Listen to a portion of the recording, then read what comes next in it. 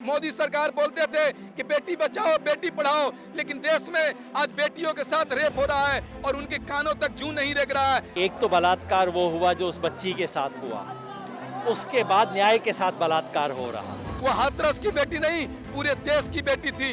जिस तरीके से हैवानियत तरीके से उनको मारा गया, सामूहिक बलात्कार किया गया, पूरा रास्ता बंद कर दिया गया है, मीडिया को जाने नहीं दिया जा रहा, नेताओं को जाने नहीं दिया जा रहा। इसका मतलब है कि लोकतंत्र का दिखावा भी छोड़ दिया गया है।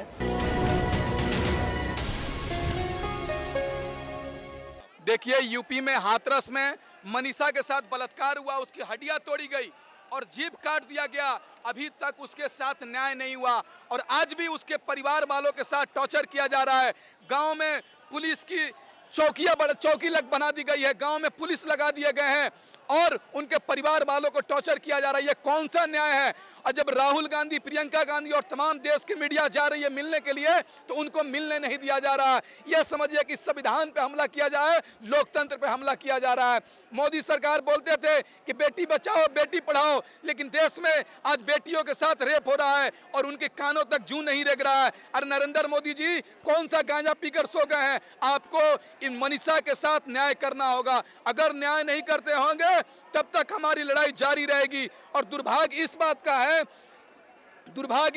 है कि जो सरकार, पुलिस प्रशासन कह रही थी कि 14 दिन पहले उसके साथ रेप नहीं हुआ, हड्डियां नहीं टूटी, लेकिन सफदरगंज हॉस्पिटल के पोस्टमार्टम रिपोर्ट के बाद पता चला कि उनके साथ रेप हुआ, हड्डियां टूटी, जीभ काट दिया गया। वहां का पुलिस, डीएम और एसपी मनमानी तरीके से मनीषा के परिवार वालों के साथ टॉर्चर कर रहा है। एसपी को, डीएम को जल्द से जल्द बर्खास्त करना चाहिए और दोषियों को जल्द से जल्द फांसी की सजा होनी चाहिए। और फांसी की सजा नहीं होगी तब तक हम लोग आंदोलन जारी रखेंगे। और दुर्भाग्य एक बात का यह भी है कि योगी सरकार अभी तक उनके परिवार वालों के साथ मिलने तक भी नहीं गए हैं और गांव में किसी को मिलने नहीं दिया जा रहा। क्या विपक्ष उनके साथ, परिवार के साथ जाकर मिल नहीं सकता?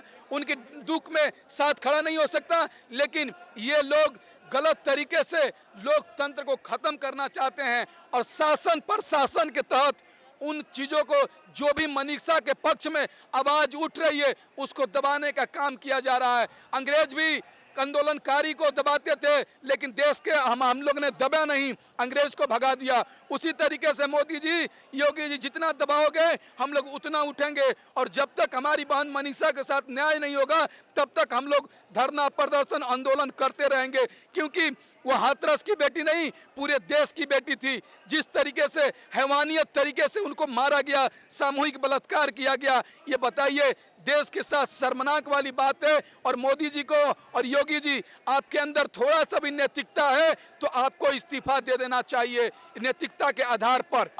मैं समझता हूँ कि उत्तर प्रदेश में जो हुआ है उसके बाद न्याय इंसाफ शब्द का बात करना भी मजाक होगा, क्योंकि एक तो बलात्कार वो हुआ जो उस बच्ची के साथ हुआ, उसके बाद न्याय के साथ बलात्कार हो रहा है। उसके बाद जो कुछ हुआ है, जिस तरह से उसकी लाश जलाई गई, माँ को चेहरा नहीं देखने दिया गया, बाप को धमकाया गया, डीएम बैठ के धमका रहा है, पूरा रास्ता बंद कर दिया गया है, मीडिया को जाने नहीं दिया जा रहा, नेताओं को जाने नहीं दिया जा रहा। इसका मतलब है कि लोकतंत्र का दिखावा भी छोड़ दिया गया है और ऐसे में इंसाफ तब तक नहीं हो सकता जब तक उत्तर प्रदेश के मुख्यमंत्री इस्तीफा ना दें, जो अफसर इसमें इन्वॉल्व हैं उनके खिलाफ एट्रॉसिटीज़ एक्ट में मुकदमा दर्ज ना हो और उसके बाद कोर्ट की मॉनिटरिंग के अंदर कोई ना कोई इन्वेस्टिगेशन होना चाहिए, तभी पता लग सके।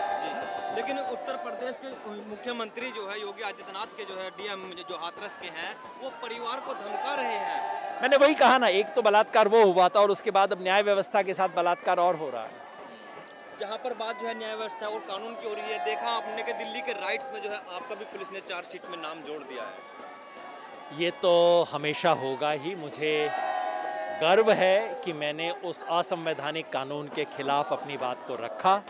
आज भी मौका मिलेगा दोबारा रखूँगा। और जिस तरह के आरोप पुलिस लगा रही है वो तो हास्यास्पद है, इनका क्या जवाब दिया।